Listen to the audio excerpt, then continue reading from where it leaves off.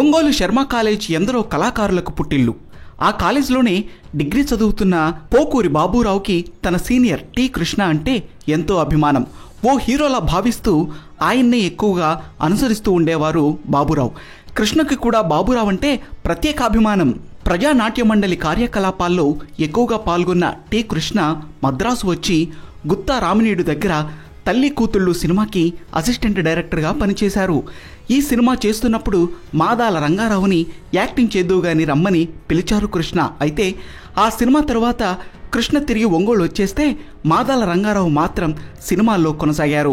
మాదాల రంగారావు యువతరం కదిలింది cinema shooting ఒంగోలులో చేస్తున్నప్పుడు టి కృష్ణ, పోకూరి బాబూరావు కూడా తమ వంతు ప్రొడక్షన్ సహకారం అందించారు. అలాగే ఎర్రమల్లెలు సినిమా కూడా ఒంగోలులోనే జరిగింది. ఎవరి దారిన వాళ్ళు వ్యాపారం చేసుకుంటున్న టి కృష్ణ, పోకూరి బాబూరావు మాదాల రంగారావు ఇన్స్పిరేషన్తో సినిమా చేయాలనుకున్నారు. పోకూరి బాబూరావు థియేటర్లోనే కథా చర్చలు మొదలయ్యాయి. చెడు విను, చెడుకను, చెడు అను అనే సబ్జెక్ట్ను తయారు చేశారు. ఇందులో చిరంజీవిని హీరోగా అనుకున్నారు.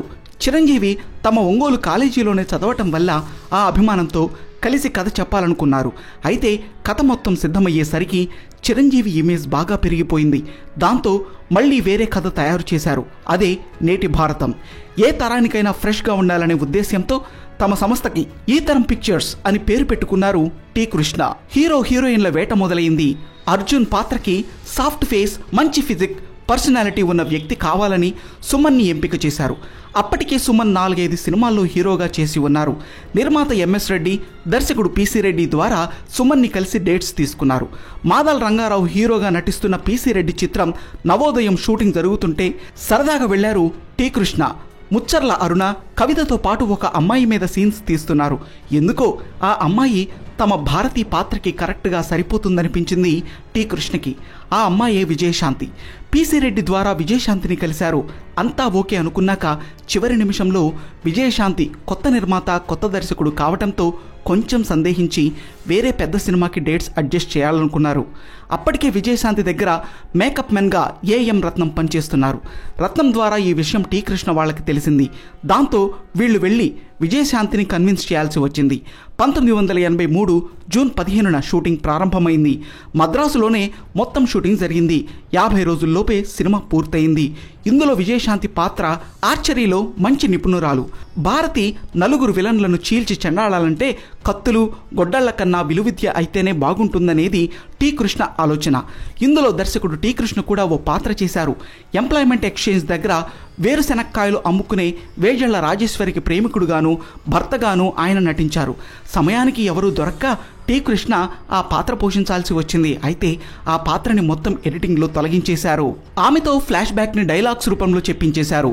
ప్రసిద్ధ దర్శకులు ముత్యాల సుబ్బయ్య ఈ చిత్రానికి కో డైరెక్టర్గా పనిచేశారు. పిసి రెడ్డి దగ్గర పనిచేస్తున్న ఆయన్ని ఏరికోరి తమ సినిమాకి పెట్టుకున్నారు టి కృష్ణ. ఈ సినిమా మంచి షేప్కి రావడానికి టి కృష్ణకి బాగా సహకరించారు ముత్యాల సుబ్బయ్య. ఈ సినిమా థాట్స్ అన్నీ నావే, నేను డైరెక్టర్ని, నన్ను వెనక నుంచి డైరెక్టర్ చేసింది మాత్రం ముత్యాల సుబ్బయ్యే అని సినిమా రిలీజ్ అయి ఘన విజయం సాధించాక విజయవాడలో బహిరంగంగా ప్రకటించారు టి కృష్ణ. మరో ముఖ్య విశేషం ఏమిటంటే ఈ సినిమాలో ముత్యాల సుబ్బయ్య హాస్పిటల్లో కాంపౌండర్గా చిన్న వేషంలో నటించారు. ముత్యాల సుబ్బయ్య బ్రహ్మాండమైన ఆర్టిస్ట్. ఆయన్ని బలవంత పెట్టి ఈ సీన్ చేయించాం అని చెప్పారు పోకూరి బాబూరావు. పాటల పరంగా కూడా నేటి భారతం ఓ సెన్సేషన్ సృష్టించింది. మహాకవి శ్రీశ్రీ రాసిన ఆఖరి పాట ఈ చిత్రంలోనిది.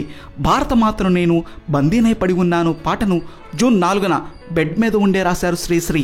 అప్పటికే వారం రోజుల నుంచి ఆయనకు మాట పడిపోయింది. చరణంలో చిన్న మార్పు కావాల్సి పోకూరి బాబూరావు, గేయ రచయిత అదృష్ట దీపక్ శ్రీశ్రీ దగ్గరకు వెళ్లారు. చాలా కష్టపడుతూనే ఆ చరణంలో మార్పులు చేశారాయన. ఈ సినిమాలో 3 పాటల్ని అదృష్ట దీపక్ రాశారు. అప్పటికే ఆయన మాదాల రంగారావు సినిమాకు రాసి మంచి పేరు తెచ్చుకున్నారు. ఇక అత్తా పోదాం రావే మన ఊరి దవాఖానకు సాంగ్ అప్పటికే తెలంగాణలోనూ ప్రజానాట్య మండలి కార్యక్రమాల్లోనూ చాలా పాపులర్ అయిన సాంగ్. బండ్ల కిష్టస్వామి రాసిన ఈ పాట తమ కథకి అనుగుణంగా ఉండటంతో సినిమాలో పెట్టారు టి కృష్ణ. ప్రజానాట్య మండలిలో పాపులర్ అయిన పాటలని మాదాల రంగారావు తన సినిమాల్లో ఉపయోగించుకునేవారు.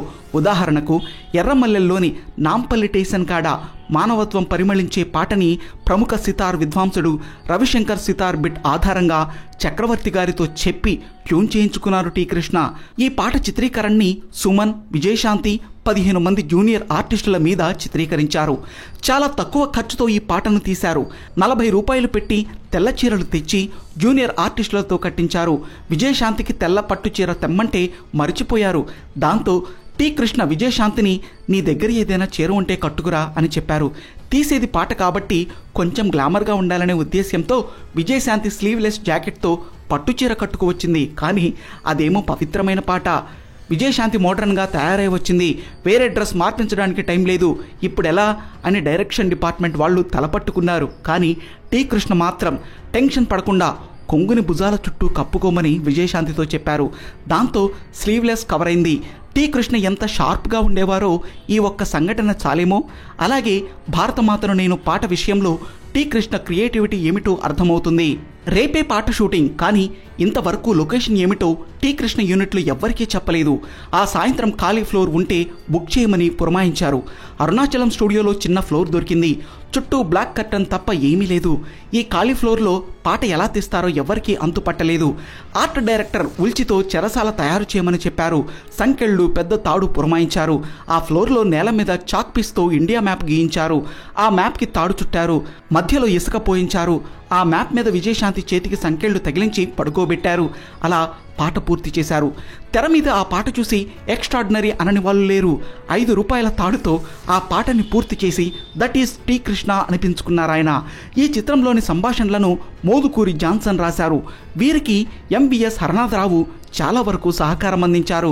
గాయనిగా, హీరోయిన్గా, క్యారెక్టర్ ఆర్టిస్టుగా, గయ్యాళి అత్తగా బహుముఖ ప్రతిభ కనపర్చిన ఎస్ వరలక్ష్మి గారు ఇందులో వ్యభిచార గృహం నిర్వాహకురాలిగా నటించారు. టి కృష్ణకు నా నటనన్న, నా పాటన్న చాలా ఇష్టం. ఓ రోజు మా ఇంటికి వచ్చి ఈ సినిమాలో నటించమని అడిగారు. ఓకే అన్నాను. తీరా కథ చెప్పాక నేను సందిగ్ధంలో పడ్డాను. వేశ్యమాత పాత్ర నేను చేస్తే బాగోదని, నా ఇమేజ్ దెబ్బతింటుందని చెప్పాను. టి కృష్ణ బాగా పట్టుబట్టాడు. మీ పాత్రే హైలైట్ అవుతుంది, ఆ పాత్ర ఆఖరులో పరివర్తన చెందే పాత్ర, అలా అది ఇది చెప్పి ఒప్పించారు. సరేనని చేశాను అని ఆ పాత్ర తానెలా ఒప్పుకున్నది వివరించారు ఎస్ వరలక్ష్మి గారు. విజయశాంతిలోని మంచి నటిని గుర్తించిన తొలి వ్యక్తి టి కృష్ణ. నటిగా ఆమెలో సరికొత్త ఉత్సాహాన్ని రేకెత్తించి భారతి పాత్రను ఆమె అద్భుతంగా పోషించేలా తీర్చిదిద్దారు. నేటి భారతం విజయశాంతి కెరియర్లో అతిపెద్ద టర్నింగ్ పాయింట్. ఆమెకది 11వ సినిమా. టి కృష్ణ లేకపోతే నేను ఓ సాధారణ హీరోయిన్గా మిగిలిపోయేదాన్నేమో అంటారు విజయశాంతి. తన స్నేహితుడైన టి కృష్ణను దర్శకునిగా చూడటం కోసం పోకూరి బాబురావు ఎన్నో శ్రమలు కోర్చారు. తలో లక్షతో ఒంగోలు నుండి మద్రాసు వచ్చిన వీళ్ళిద్దరూ చాలా ఆర్థిక ఇబ్బందులు ఎదుర్కొని సినిమా పూర్తి చేశారు. మా ఇంట్లో 1,00,000 రూపాయలతో సినిమా తీస్తామని చెప్పి వచ్చాను. డబ్బులు అవసరమైనప్పుడల్లా ఒంగోలు వచ్చి స్నేహితుల దగ్గర అప్పు తీసుకుంటూ ఉండేవాణ్ణి. మా నాన్నగారు సందేహపడి మద్రాసులో సినిమా తీస్తానని వెళ్ళి వారం వారం ఇక్కడికి వస్తున్నాడేమిటని అడిగారు. అప్పుడు నేను ఆంధ్రా బ్యాంకులో ఉద్యోగిని, బ్యాంక్ పని ఉందని చెప్పి అబద్ధం చెప్పేవాడిని. తరువాత మా నాన్నగారు విషయం తెలుసుకొని ఎంత కావాలో అడగమని మానసిక ధైర్యం ఇచ్చారు అని తన తొలి సినిమా నిర్మాణాన్ని గుర్తుకు తెచ్చుకున్నారు పోకూరి బాబురావు. ఆంధ్రా బ్యాంక్ ఉద్యోగానికి సెలవు పెట్టి నేటి భారతం పూర్తి చేశారు. బ్యాంకులో ఇబ్బందులు రాకూడదని ఈ చిత్రానికి నిర్మాతగా తన తమ్ముడు వెంకటేశ్వరరావు పేరు వేశారు బాబురావు. 2 సినిమాల తర్వాత ఆయన ఉద్యోగానికి రాజీనామా చేశారు. లెంగ్త్ ఎక్కువ కావడంతో ఈ చిత్రానికి టైటిల్స్ వేయలేదు. బ్యానర్ పేరు, సినిమా టైటిల్ తర్వాత సినిమా ప్రారంభమవుతుంది. శుభం కార్డు దగ్గర మాత్రం నిర్మాత, దర్శకుడు, సంగీత దర్శకుడు పేర్లు సింగిల్ కార్డుగా చూపించారు. ఈ సినిమా విడుదలై సృష్టించిన సంచలనం అంతా ఇంత కాదు. 14 కేంద్రాల్లో 100 రోజులాడింది. హైదరాబాద్లోని వెంకటేశ థియేటర్లో ఈ చిత్రం సంవత్సరం పాటు ప్రదర్శించబడి రికార్డు సృష్టించింది. ఈ చిత్ర శత దినోత్సవ వేడుకలు 26 జనవరి 1984న ఒంగోలులో జరిగాయి. ఒంగోలులో జరిగిన తొలి సినిమా ఫంక్షన్ ఇదే. నాటి సినిమాటోగ్రఫీ శాఖ మాత్యులు చేగొండి హరిరామ జోగయ్య, కృష్ణంరాజు, ఎంఎస్ రెడ్డి, మురళీమోహన్, గుంటూరు డీజీపీ తదితరులు ముఖ్య అతిథులుగా పాల్గొన్నారు. ప్రేక్షకాదరణతో పాటు ఈ చిత్రం నంది అవార్డులను కూడా సాధించింది. ద్వితీయ ఉత్తమ చిత్రంగా వెండి నందిని పొందింది. ఉత్తమ సహాయ నటుడిగా పిఎల్ నారాయణ, ఉత్తమ గేయ రచయితగా శ్రీశ్రీ, ఉత్తమ సంగీత దర్శకునిగా చక్రవర్తి గారు, ఉత్తమ తొలి చిత్ర దర్శకునిగా, ఉత్తమ స్క్రీన్ ప్లే రచయితగా టి కృష్ణ నందులందుకున్నారు. సంగీత దర్శకుడు చక్రవర్తి అందుకున్న తొలి నంది అవార్డు కూడా ఇదే కావటం గమనార్హం. ఈ చిత్రం ఉత్తమ తెలుగు చిత్రంగా ఫిలింఫేర్ అవార్డు కూడా అందుకుంది. మంచినీటి సమస్య, ప్రభుత్వ దవాఖానాల్లో అక్రమాలు, రాజకీయ నాయకుల అవినీతి పర్వాలు, సారా కొట్లకు అంకితమైన పేదవాళ్ల జీవితాలు, నిరుద్యోగంతో అల్లల్లాడుతున్న యువకుల మానసిక వ్యధలు, దగాపడిన ఆడవాళ్ల చీకటి కోణాలు, కార్మిక కడుపుల్లో చల్లారని ఆకలి మంటలు, చట్టాల్లోని చీకటి వెలుగులు, మంచికి చెడుకు మధ్య సాగే యుద్ధాలు, వీటన్నిటినీ ఈ చిత్రంలో కళ్లకు కట్టినట్టుగా చూపించారు టి కృష్ణ. ఈ సినిమా వచ్చి 2.5 దశాబ్దాలు గడిచినా ఈ సమస్యల రంగు మాసిపోలేదు, రూపు మారిపోలేదు, వాసన చెదిరిపోలేదు. అందుకేనేమో ఈ సినిమా ఇప్పుడు చూసినా ఫ్రెష్గానే అనిపిస్తుంది.